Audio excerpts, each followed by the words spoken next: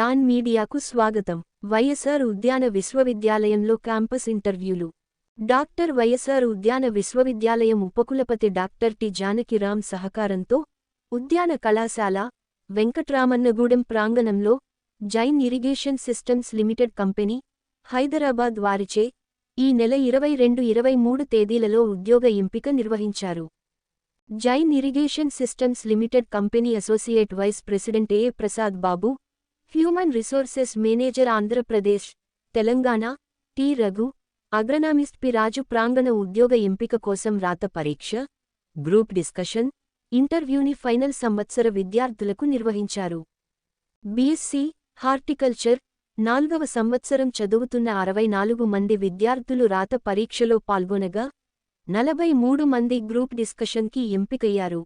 వారికి ఒక్కొక్కరిగా ఇంటర్వ్యూ నిర్వహించి విద్యార్థుల ప్రతిభ అభినందనీయమని, సుమారు 20 మంది విద్యార్థులను ఎగ్జిక్యూటివ్ అండ్ సీనియర్ ఎగ్జిక్యూటివ్స్గా ఎంపిక చేయనున్నామని జైన్ ఇరిగేషన్ కంపెనీ సిబ్బంది తెలిపారు.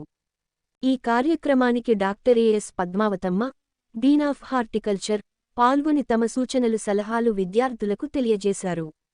ఈ కార్యక్రమం doctor R. Salomi Sunitha, dean of student affairs, associate dean మార్గదర్శకత్వంలో నిర్వహించారు.